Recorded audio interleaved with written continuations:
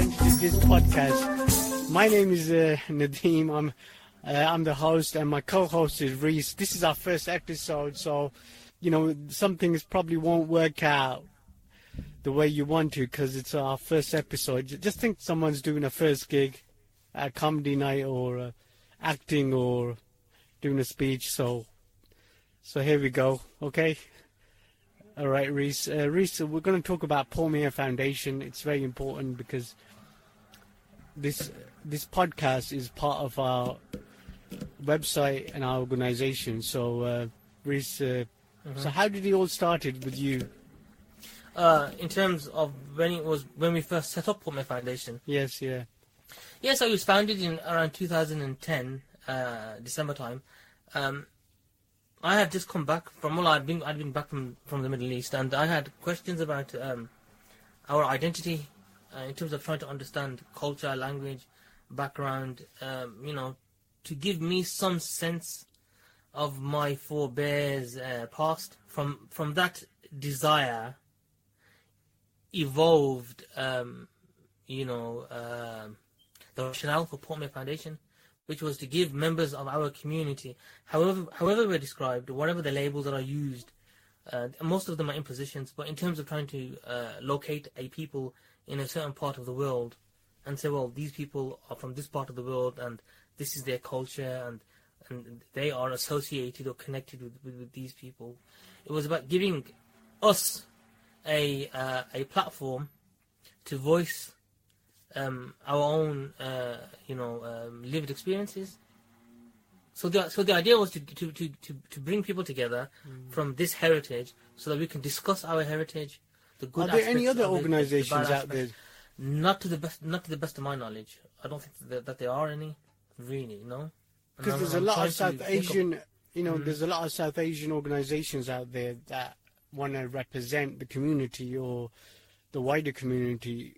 And do you really think, do we need another South Asian organised British South Asian organisation? Well, that's the thing, see, because we don't, I don't personally identify as a South Asian. I mean, again, this is an imposition. South Asian, Asian, Pakistani, Indian, Muslim. What does this all mean? I mean, yes, we have Muslims, massive group. It's a generic label used for 1.8 billion people. Pakistanis, 200 million people. Indians, more than a billion, 1.2, 1.3 billion. South Asians, 1.5 billion is it? 1.5, 1.6 billion. What does this mean when you say this person is South Asian and this person is an Indian and this person is a Pakistani? These are generic labels used for incredibly diverse communities, and not everyone in these communities feels the same. Not everyone in these communities has the same problems, same outlook on life, same experiences, same opportunities. This isn't, in terms of what I'm trying to do with the Paul Meyer Foundation, this isn't us against them, us versus them type narrative. It's about giving members of our community, from the mirpuris community, from this Azad Jammu Kashmir polity territory, which isn't a province of Pakistan, and which isn't separate from Pakistan either, a voice. Stop right there. I just want to let our audience, some of the listeners who are going to listen to our podcast who don't know who we're talking about. Mirpuris are basically majority of the British Pakistanis that people say British Pakistanis are. Yeah. 70 to 80%. You're most likely in England, who says they're a Pakistani, you're most likely to find out they come from a Mirpuri background. So if you don't know what we're talking about, it's the Mirpuris make up a huge proportion of the South Asian diaspora. Yeah, of the British Pakistani community. Of the British Pakistanis. Mm-hmm. So carry on. Yeah, so that's it exactly. So it's about giving members of this community a voice, because we've got outsiders speaking about us, and they're not as benign to us as we would be. So, for instance, when we describe ourselves, we try to do it factually. That where's Mirpur? Mirpur is in this place called Azad Jammu Kashmir. Azad Jammu Kashmir is part of a disputed region called Jammu Kashmir. Jammu Kashmir is an ethnically diverse place. It's always been ethnically diverse for centuries. Even the term Kashmiris have always been diverse for centuries. And so we try to explain this through facts. In terms of ethnicity, mirpuris share a culture with many people in Azad Jammu Kashmir, also in Indian administered Kashmir, and also in the Potahar Plateau and the Hazara Hills. So the people of Azad Jammu Kashmir are one people. So AJK is more or less homogeneous, ethnically speaking. Although people want to try to put us into groups and categories because they want to separate us, But it's an ethnically homogeneous region, and we have commonalities. We share the same culture, if you like, with the people, say, in Rawalpindi, in Hazara, in Jhelum, in Abbottabad. The people of Muzaffarabad and Poonch and Mirpur and all these areas, and the people on the Indian side, so Rajouri, there's a Poonch on the Indian side as well, and there's other areas as well. Uri, Karna, which is in Baramulla in Kashmir. These are essentially one people, and this whole area is one cultural space. If I was to say to you, okay, this is what a mirpuri is, I'm trying to explain that to you factually. But when outsiders start to speak about mirpuris, it's not factual. That's what I'm saying. It's not benign. They don't have our intentions when we try to explain, aspects of our heritage and, trying to shed light on the heritage. So coming back to the Portmere Foundation, how did that name came about? So it's the portal for mirpuris, basically. Okay. That's the basic idea. It's about creating a resource portal for mirpuris where mirpuris can come together in the UK, and it's essentially, so we're targeting the mirpuri community in the UK. And again, we need to be clear with the labels that we're using and the definitions. The mirpuri label is an imposition. The vast majority of mirpuris from AJK do not self-affirm as mirpuris. It tells us nothing about who we are. All that it does is it connects us with the district or a division in AJK. For instance, very rarely will you come across people who are from Manchester, identifying as people from Manchester to the exclusion of all the other areas around them. Some of our audience probably never heard of mirpuris. So what I want you to tell them, how long we've been here, because people are thinking that we're probably a new community.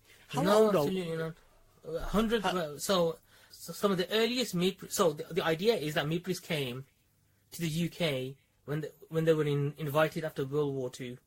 So we came in the 1950s and 1960s, and then there's this idea somehow that, and then all of us came because as a result of the dam. It's just simply not true. We have been coming to the UK early as the 1880s, 1890s, 1910, 1920, 1930. There have been people from what we today, what is today called Mirpur, have been leaving the area in droves. They fought in World War I, World War II. They worked on merchant ships. They ended up in the New World. They ended up in the Old World. They ended up marrying people in Australia. They ended up in North America. People have been leaving this area for decades, for centuries, I would say, because it's always been a dispossessed area. It's in the Western Himalayas. There's not really much there. It's not like it was connected to thriving cities in India, for instance. So the people had to survive, and they left. Also, it was a refuge for people fleeing wars and famine, and not famines, because people that were fleeing famines left the area and they ended up on the plains of India. But others went in the other direction because of wars and conflict. So this area has a rich history. Unfortunately, many people aren't aware of it because of how the people are presented. And so this is what I'm saying. If outsiders try to shed light on your culture, they're not going to be as factual as you are in terms of just trying to get the facts out. It's almost value-laden, these sorts of descriptions of mirpuris is value-laden, I would say. Okay, it's interesting because you just said that the other people are putting these labels, and most of the time when I hear about mirpuri in the mainstream, it's not someone from a mirpuri background who's telling the story, it's someone else who's giving the narrative. Yeah. Now, Portmere, you've had a lot of people who have participated and Yeah. contributed Yeah. to the website. What's your message to people who want to come onto the website and put their work on? What do you want to say to them? Yeah, so they're from all walks of life and stuff. There's a lot of material that needs to be uploaded, which we haven't uploaded yet, because we don't know where to put it on the website in terms of what it is that these contributors are trying to say in terms of their experiences and stuff. But, Portman Foundation is open to all people from the background, and even from outside the background. You don't have to necessarily come from the Mirpuri community. You could be, like, the thing about Mirpuris is we are very much connected with communities outside of Mirpur. So, for instance, you could be born into a Mirpuri family, but your mother's from somewhere else, your father's from somewhere else, for instance. This has been going on for, this has been going on for centuries. So we, as Mirpuris, we don't get caught up into these types of, we're the Mirpuri community and you're someone else. One, we don't even identify as Mirpuris, although we've recognized now that actually, because people keep calling us Mirpuris and saying these are Mirpuris, we need to start to mobilize around that label, because we do have problems in our communities and we need to resolve them. We recognize that we come from one place. That's right. We speak one language, and we have the same immigrant experience. It's quite collective. So, it's quite unique in that sense that so many people came from one area, and our second language, we speak this language called Pahari.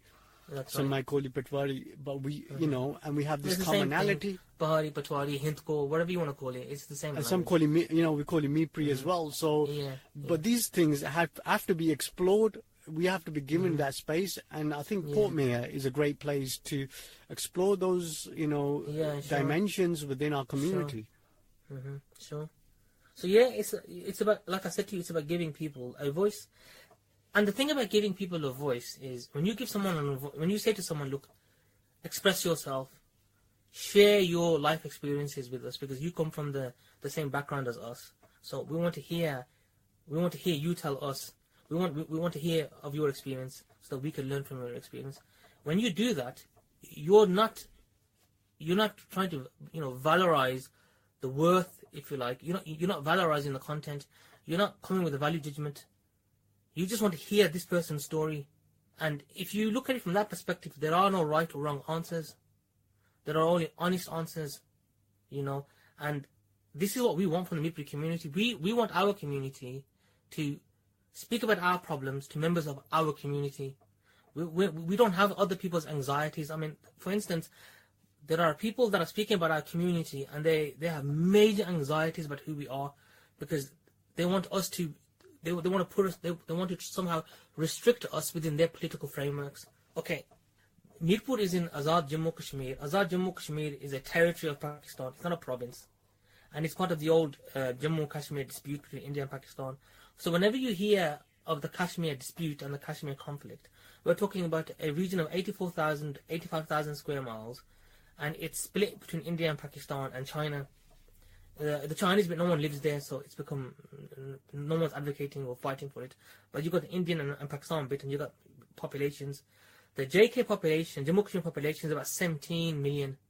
In the UK, the largest Jammu Kashmir diaspora outside of Jammu Kashmir is in the UK, where we're about 1 million strong here in the UK. We're part of this region, Jammu Kashmir. Nobody's speaking about the history of how Kashmir came about, how our area was divided as well. Right, how we got divided. I've never heard this in the mainstream. Nobody talks about it. No one speaks about the Hindus and the Sikhs that fled for their lives from Mirpur and Poonch and Muzaffarabad.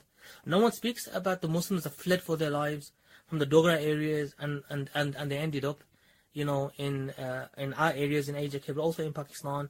And no one speaks about the Hindu Pandits that are fled for their lives from the Wadi and they've now ended up in India. This is our narrative. These are our people. Irrespective of how people want to impose their labels upon us and say to us, you belong to this one ethnic enclave and you belong to another ethnic enclave, and they want to somehow detach us from the region that we call Jammu Kashmir. So they almost, this is what I'm saying, these people are schizophrenic in terms of how they want to present our region. Whilst they celebrate their own diversity, Pakistan is incredibly diverse, India is incredibly diverse. There's no nation state on earth that's not diverse. Different ethnic groups live in these different regions. But yet, when it comes to Jammu Kashmir, there's this speaker that people don't talk about true Kashmiris and false Kashmiris. And I find that odd that people are doing this. And yet it doesn't even occur to people why people are doing this. These are not ethnic arguments. These are not historical arguments. This is a political argument. I wanted to ask you a question. Like, when I was growing up, I never called myself a Kashmiri. Right. I can't remember my grandfather calling himself a Kashmiri. Well, we're not Kashmiris. We did say we have a stake in Kashmir because our area is connected. It's part of Jammu and Kashmir. So this is the misunderstanding on the part of people who don't know anything about our heritage, but they want to speak about us. So again, outsiders are speaking about us, but they don't know anything about our heritage and where we're from. When we say we are Kashmiris, we are saying we are from Jammu Kashmir. Kashmir is a territorial shorthand that's used for the entire region. This predates us by centuries. It predates us. For instance, Kashmir, even Kashmir, before Jammu Kashmir was created in 1846, has been incredibly diverse. There's this notion somehow that all these areas got lumped to Kashmir, and then Kashmir is the important region. No, Kashmir is one region, and there are other regions too that got all lumped together. But even before these areas got lumped together, people were living in this region together for centuries.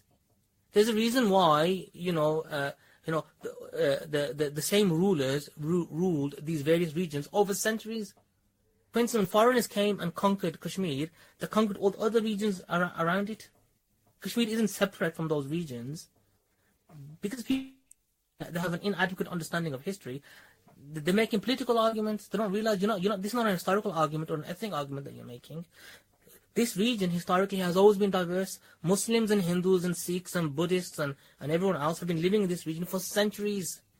That's why in the 1930s, when the people of the state wanted to fight back against the tyranny of the state, they used a term called Kashmiriyat. And that whole idea was of conviviality, that everyone in this state has a sense of Kashmiriyat. It's about ethnic, religious diversity.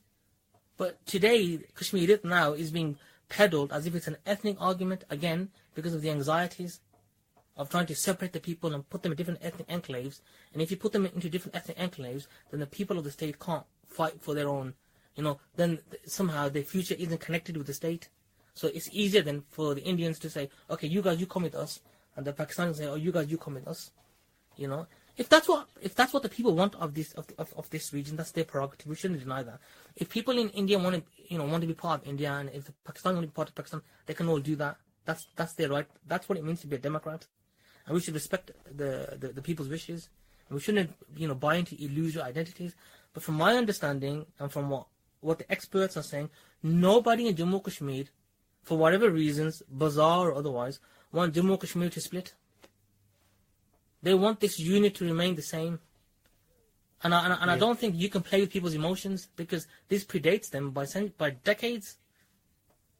It's interesting because you said that, like, why are we not celebrated here in this country? Yeah. This is one of the reasons why I want to do this podcast, is that why is it? I mean, this is what I want to ask people from our background who are listening to our podcast. Why aren't we celebrated? Why isn't that nobody knows about that that our grandparents were the pioneers of the South Asian immigrant community? Mm-hmm. It's only recently now, because of the Windrush scandal, that we have to revisit the Windrush and teach people about the history of the Windrush community, because I think everybody's forgotten about that community. So let's not pave the way forget for all of us. Well, Nadeem, there are gatekeepers. If a community wants to share its story, you understand, there are gatekeepers to those stories, and unfortunately for us, our community is being actively denied its voice, because there are members of other communities from this generic South Asian label that's being tossed around as if we're all part of a South Asian community, when we're not. I mean, let's just face facts, we're not part of this major South Asian community. I mean, this label itself is a bogus label. When did it come about? And why is it being used for Indians and Pakistanis? You know the history, don't you? Yes. In terms of what happened in Africa and stuff, and Uganda and all the rest of it. So we need to understand these labels. We also need to understand that the South Asian label is a political construct. It's not an ethnic construct. It's not a religious construct. It's not some might say it's a civilizational construct, but it's not a civilizational construct. Okay, you can make that argument. I'll concede that. But not everybody in South Asia is the same. People in South Asia have their own vision. If the South Asian construct worked, why did we have partition? If the South Asian construct works, for instance, why do you have people going around saying that they're Pakistanis and they're not Indians? It's interesting because what you just said, like, we haven't really explored. We haven't. I mean, the Windrush, which is very interesting, and I believe a lot of people don't know the history about that community that came here. Yeah. And just after that community, it was our grandparents' generation who came here as well, just within that decade. So in many ways, I'm not watering down the Windrush experience at all, but we are the Windrush of the South Asian community, if you know what I mean by that. Yeah, our grandparents, not me, but our grandparents are. And our great-grandparents. And our great-grandparents came through the British merchant ship. Yeah, sure. So it's not been told. This is why I have these frustrations and anxieties with the mainstream, media and the South Asians who don't want to celebrate our story. Are not giving us the space to tell our story. But why should they celebrate? This is what I'm saying to you, Nadeem. Why should they celebrate our story if the people who come from this background don't celebrate their own story? This is what I'm saying to you. Because we come from a part of the world that's contested, we have identities imposed upon us, and because of the imposition of identities, our community is none the wiser about what is happening to it.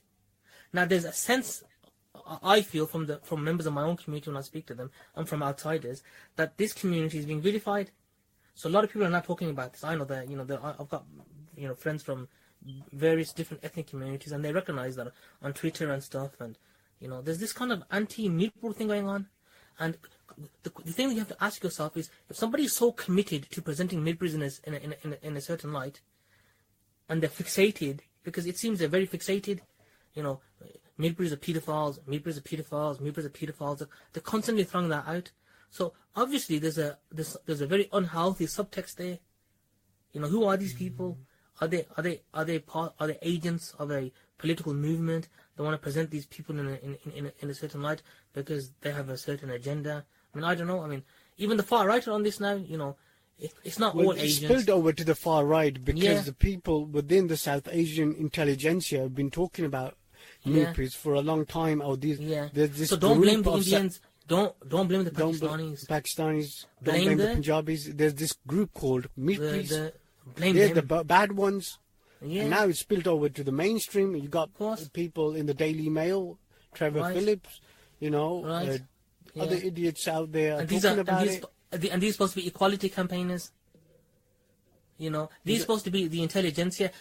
So if the intelligentsia, who have all the credentials and they have a background in these things, and they understand how dangerous slurs are and how dangerous vilification is, and they understand that there are positive stereotypes and negative stereotypes, and the thing about stereotypes are, it's not true.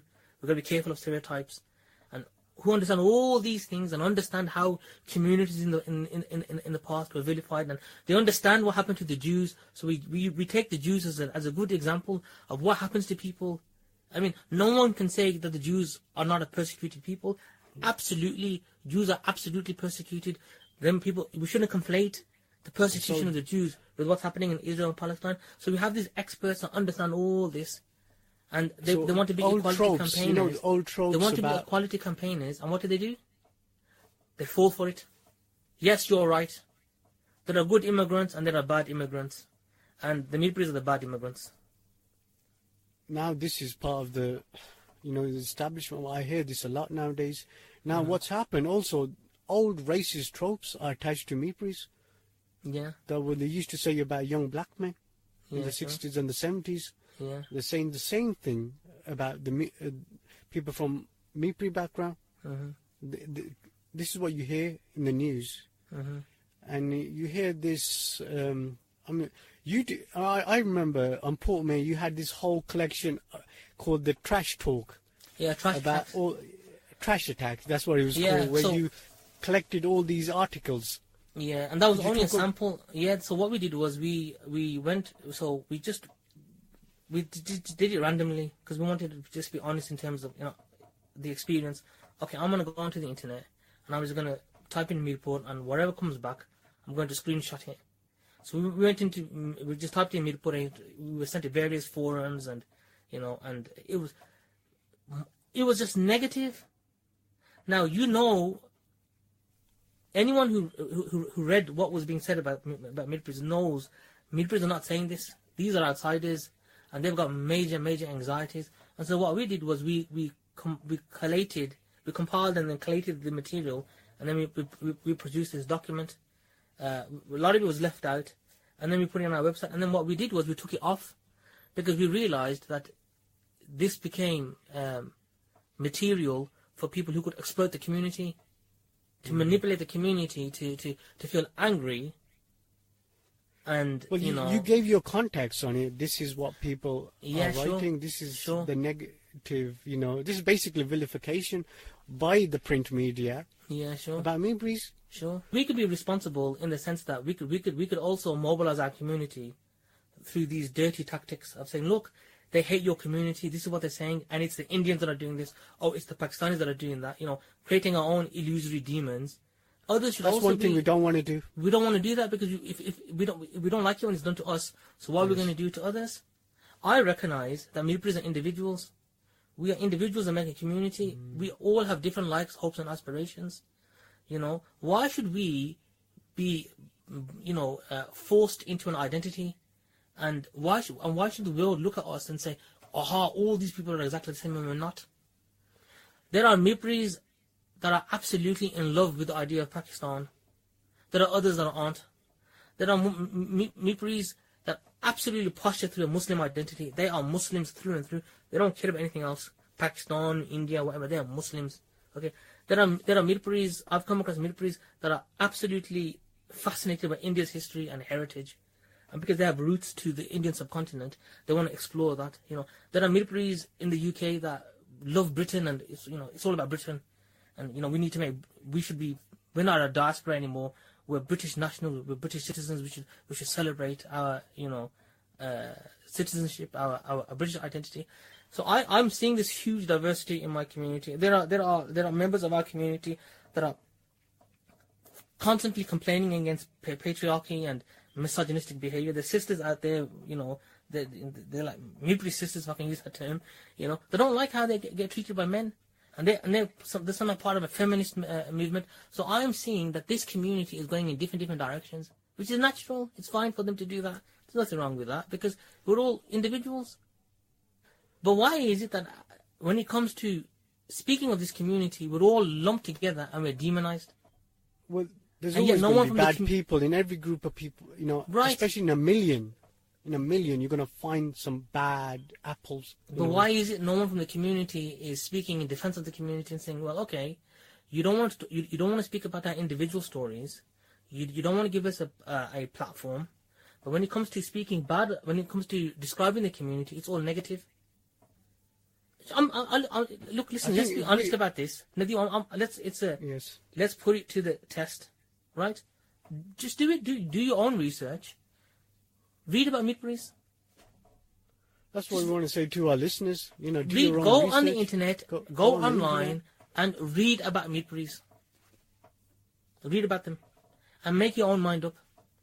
How is it possible that 1 million people in the United Kingdom, 70-80% of the British Pakistani population, 2011 census, we were about 1.2 million. They reckon 70-80%, possibly more, 85% are from this region called AJK, okay, and the vast majority of them are from Mirpur.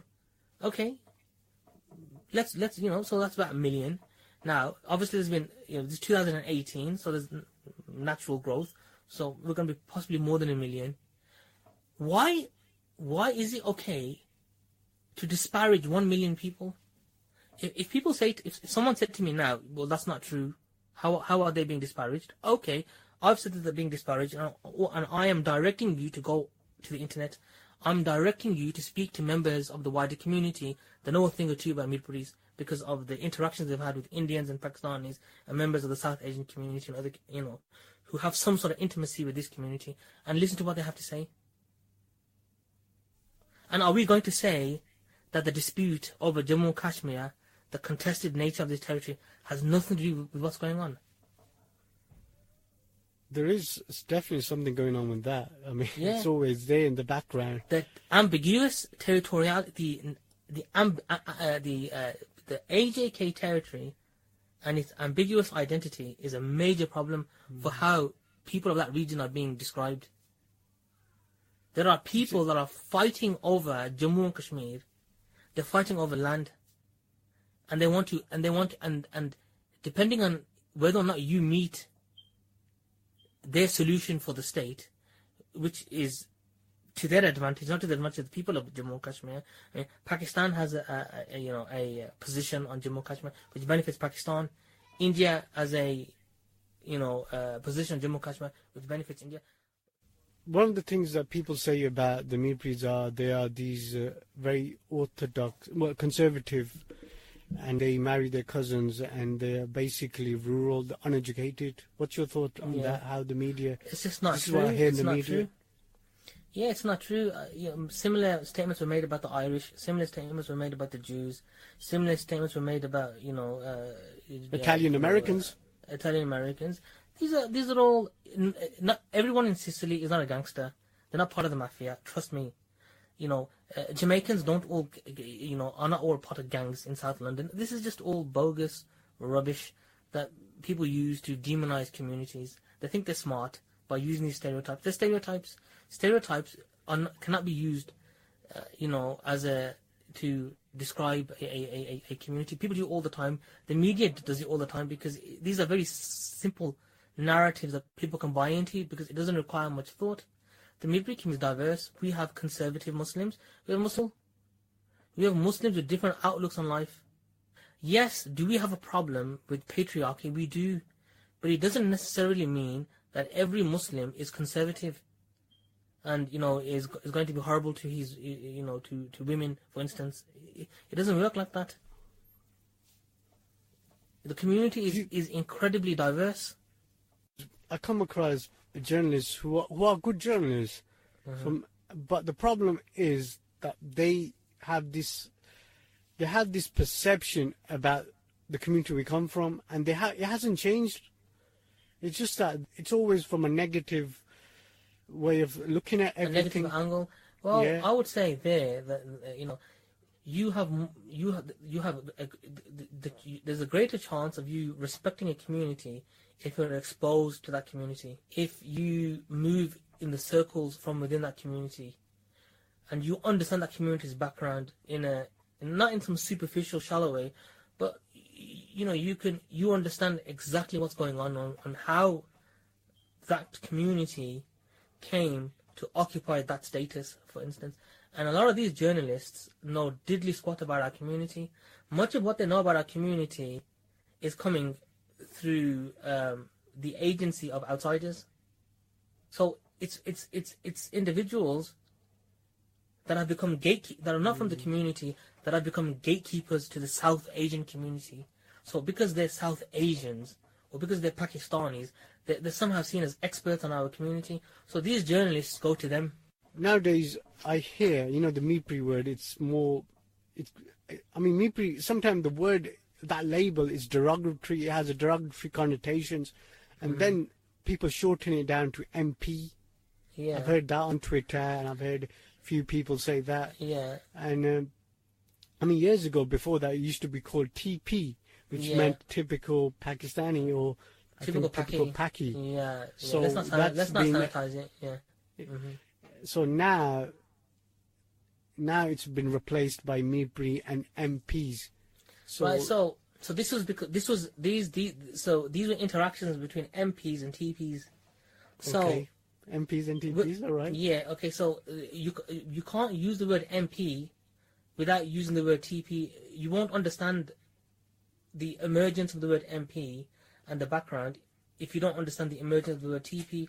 So youngsters from the UK, born and raised in the UK, especially those who went to university from the Mirpuri community, came across certain individuals, and it wasn't even in college and universities. It was just generally speaking. So you could be a Mirpuri, and you've come to the UK, and the term fresh that we use, the idea was that these guys are fresh off the boat, so they're not really from here, they're from over there, and as they would use disparaging language towards them, so they would think not nice, no, because these were arrogant people. They thought that they were somehow better than them because they were born here, and then they came fresh off the boat. Somehow that they were less worthy of dignity. This is a problem in all societies. We have it in our community too, and so they would call these guys TPs, typical Pakis. And the idea was that they would have, centre parting, they would have traditional hairstyles from that part of the world, and they would look down at them and stuff, and they would use this term.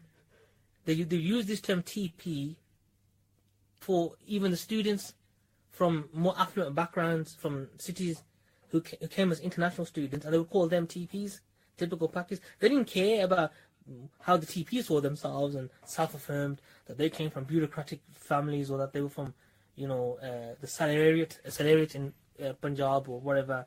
They were connected to a political class. They didn't care about that. They were just calling them TPs.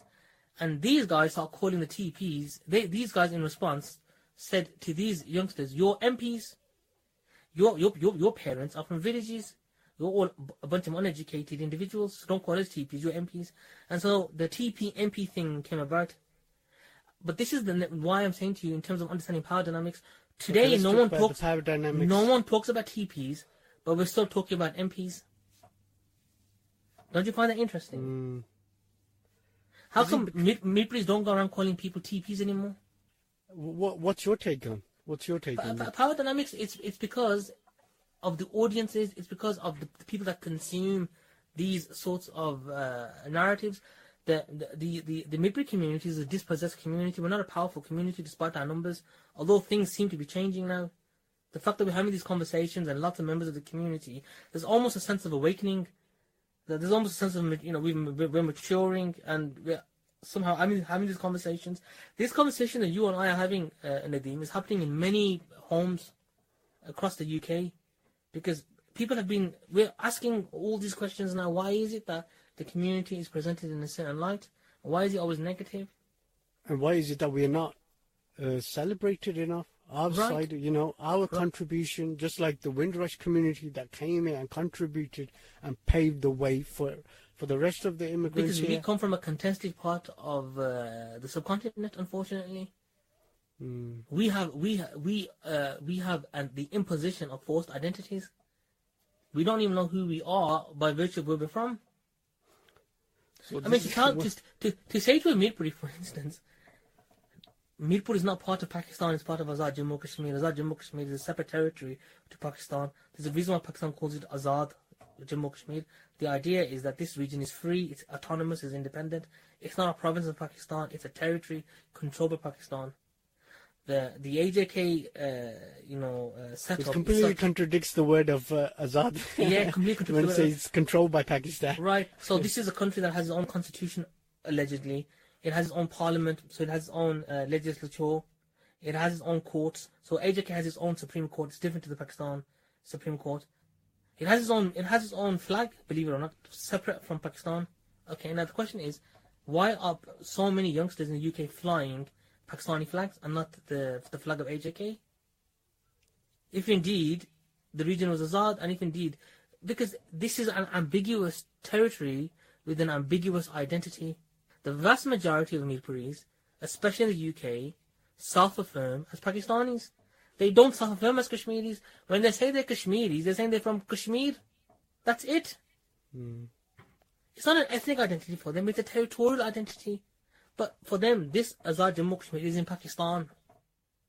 And they're content with that. But because the area is contested, and people want to speak about the people depending on what sort of narratives they posture through, these people become subject to derision and ridicule because their claims don't fit, if you like, the more established narratives.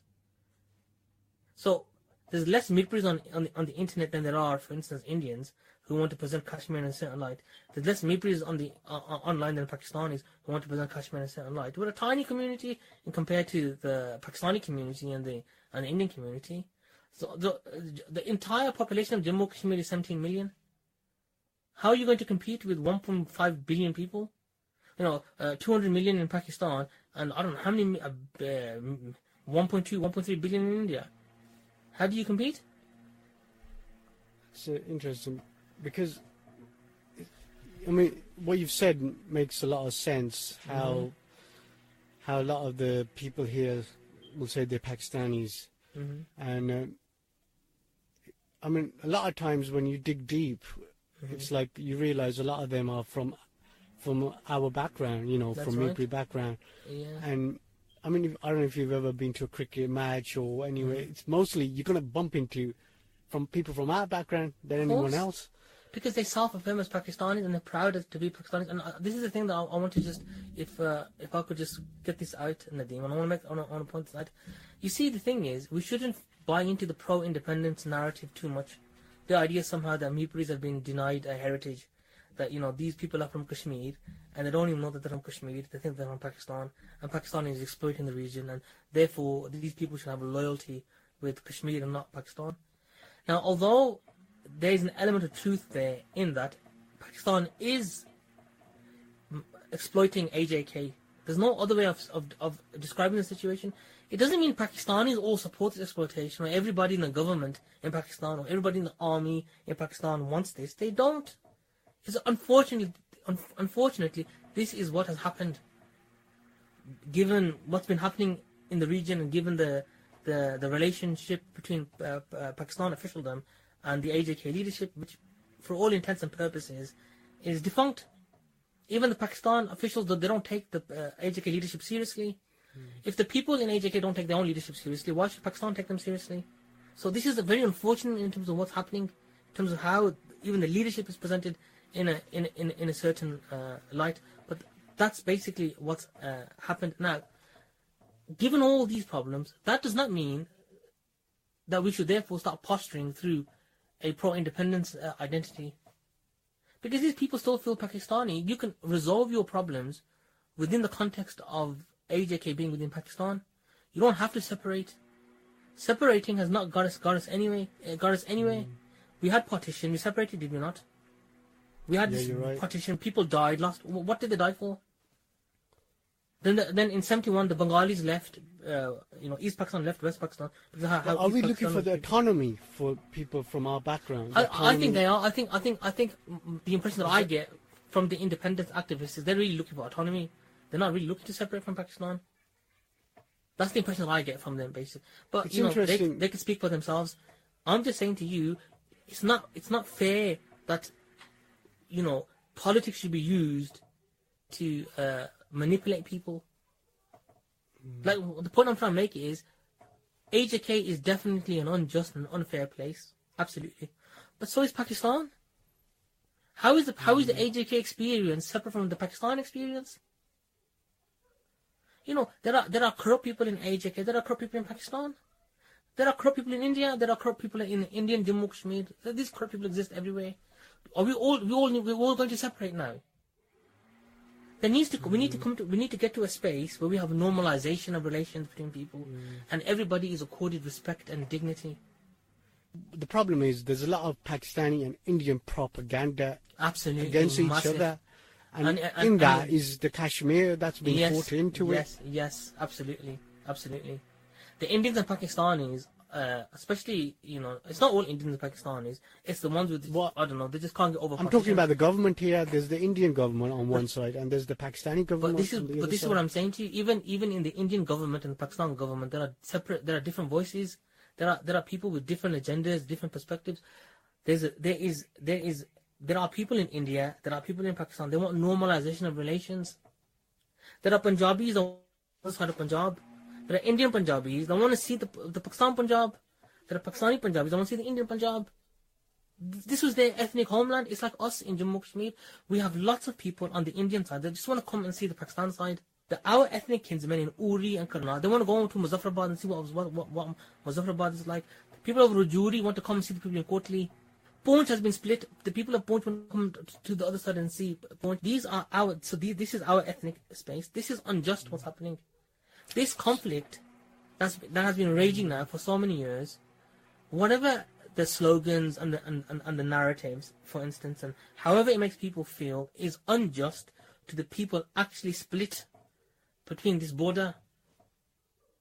And for us, what is even worse is because of their anti-narratives, we're caught in the middle. It's funny because when I Google mirpuris, and the suggestion box is mirpuris are not Kashmiris.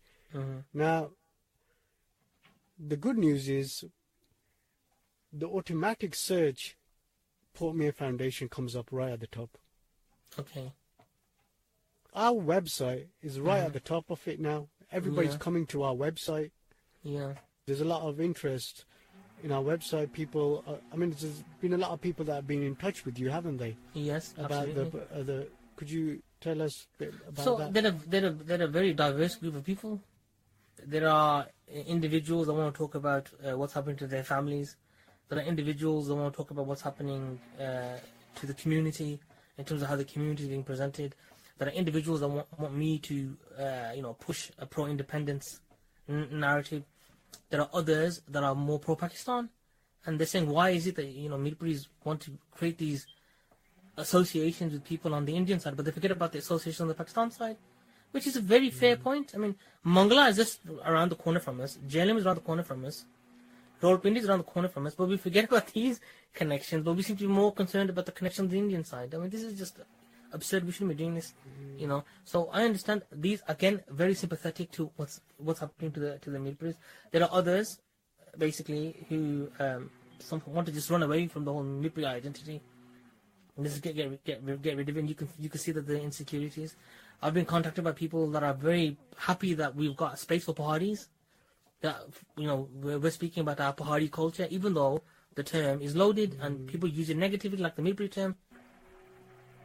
On the Port Mir, I want a lot of artists, people from creative backgrounds get in touch with us, put your work on the website. Do some work on the mirpuri identity. Go out there, and we've got a lot of history to explore. There's so much we can tell, the world, the British community about our story. Yeah, sure. There's so much there. Yeah. But nobody's let's be honest. When we first started, we started with conviction that our community is being vilified. We are a community, so why are people saying bad things about us? Aren't we also entitled to dignity and respect? Who are these people that keep presenting us in this negative light? Why do people always want to say bad things about our community? I don't see mirpuris going around speaking bad about people from Lahore or Karachi or Faisalabad, but why all these people always want to pass comments about our community? And then obviously, now I understand why, because the area is contested, there's a lot of, it's a lot more complicated. But if you are going to pass a negative, let us counter it. Exactly. Give us, speak to us. If you've got a problem with the community, let's talk about it. Let us give us our side. Exactly, two sides to two sides argument. to everything. Port Mir Foundation belongs to mirpuris. It's a portal for mirpuris. And if you are a mirpuri and you understand your culture and your background, then you understand the Port Mir Foundation also exists for Patwaris. It exists for the Hazarawal. It exists for the people on the Indian side of Jammu Kashmir, because we're talking about a cultural space. These experiences, these lived experiences are happening in the UK. So we are really focused on the UK. Although our community comes from these areas, these are lived experiences that now mean a lot to us because of what's happening is the UK.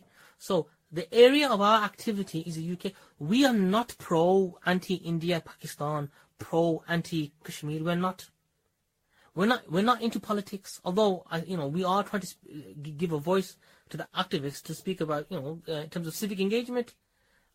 Their argument is that this state is dysfunctional, and you guys in the UK, you benefit from a democratic system that works, and why are you forgetting about us? So they're right in that respect. So we should, hopefully, by speaking about our problems in AJK, we can become true, genuine Democrats in the UK, where we can contribute to our societies.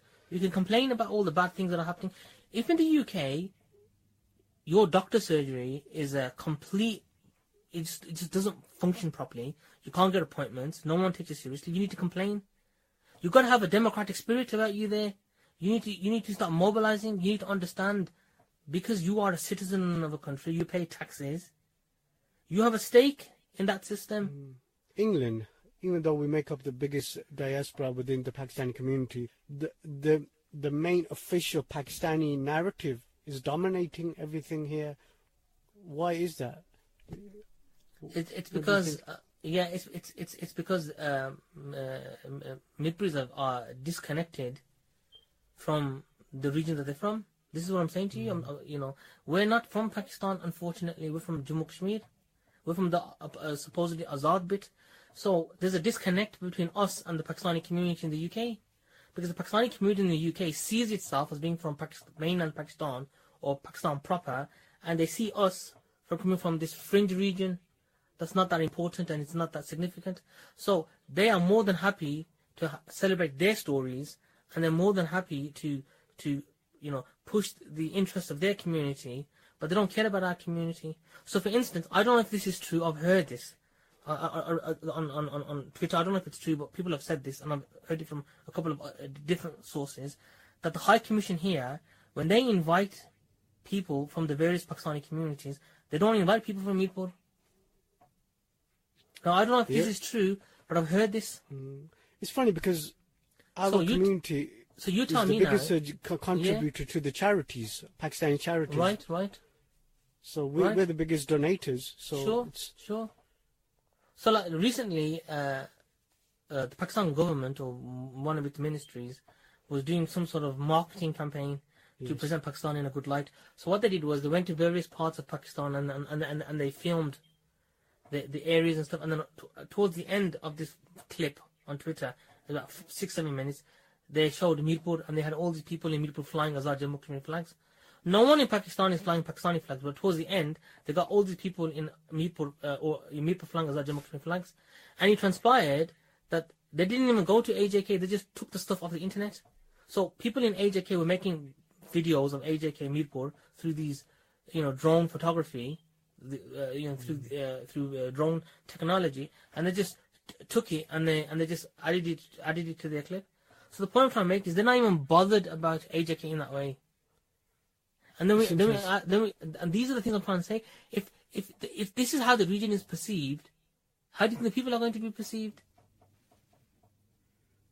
It's interesting because today in Britain, in our country, that there's a lot of these other narrative, the British Muslim narrative, and there's the British Pakistani. You see documentaries, and now you're seeing drug TV dramas or comedy, and it's that you hear a lot of that, and because of that, you feel like that Mirpuri narrative is dumbed down, or it's not.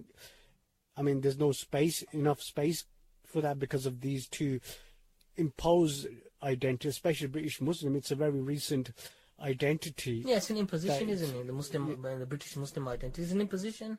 What does that mean? The British Muslim identity. I mean, think about that for a moment. British Muslim identity. Muslims are incredibly diverse. Yeah. There's no place called Muslim land. There's no Muslim land. You understand? Yeah. We have different outlook on life. Even the way we practice our faith is different. Why are Muslims killing one another in the Middle East? Right? Diverse group of people. Of course, because these people don't see themselves as belonging to the same people. This isn't something new. This has been going on. This has been happening for centuries. It doesn't mean that we don't have a sense of ummah. We do, but someone from Morocco isn't necessarily going to feel for somebody from Burma. Somebody from Saudi Arabia is not going to necessarily feel for someone from Chechnya, except when they're manipulated and they're told by various interest groups that look, Muslims are being attacked. So what they do then is they feed into this whole notion that we're part of this ummah and it's a religious obligation that we feel for one another and stuff. So there's an element of manipulation there, okay. And then you got the whole idea of the British Muslims. So the idea is that as British Muslims, we should also be connected with the much wider Muslim world. Well, that's all nice and beautiful, but unfortunately that's not the reality. That it doesn't work that way, because more Muslims are dying at the hands of Muslims than they are at the hands of non-Muslims. So where does this leave this whole idea of British Muslim? So where does it leave us? Where does this leave? Exactly, the British Muslim identity does not work for us in the way other identities could potentially work for us. I'm not saying that our identities are in opposition to other identities, or that some identities are more salient and other identities aren't. That's not what I'm trying to get across.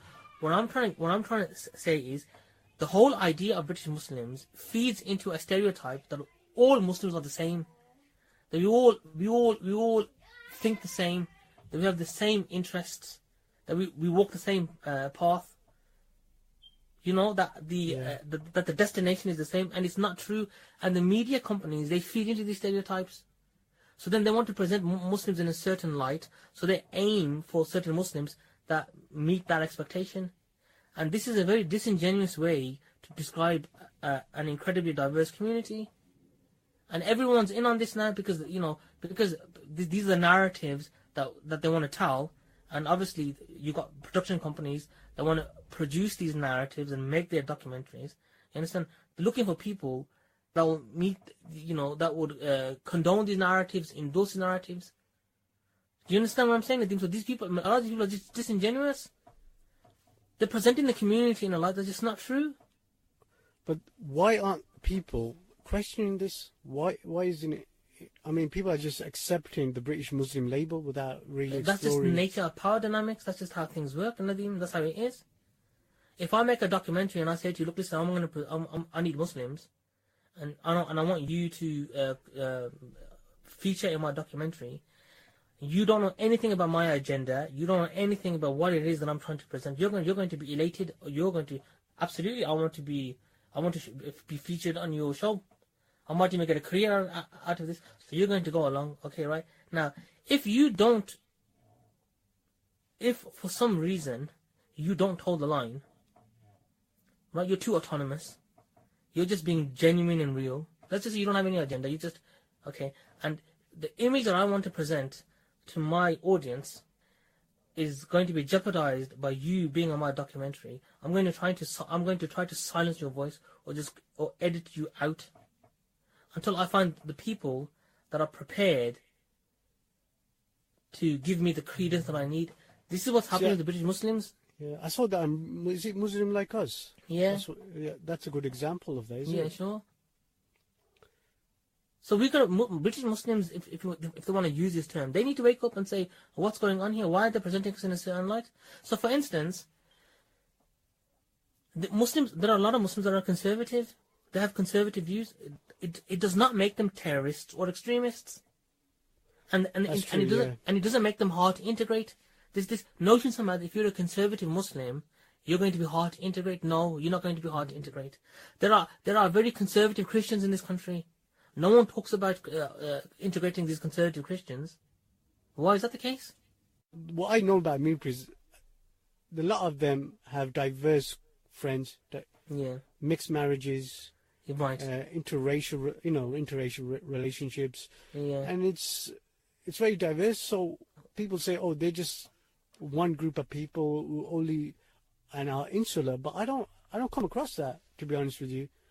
There is a generation before us, yes, absolutely, there is that, but a huge proportion of the British mirpuri community that is born here have friends from all walks of life. Okay, that's it for this podcast. Okay. And we're going to do more podcasts, and we're definitely going to do more episodes. There's lots of subjects I want to touch, especially language. A lot of things I want to talk about, the history. So tune in for our future episodes and look out for us. And please do visit our website, Port Mayor Foundation. Google it and it will come up. Or just www.portmayor.org.uk. Just type in Port Mayor and it'll come up. All right. Could you give that again, Reese? So it's www.portmayor.org.uk.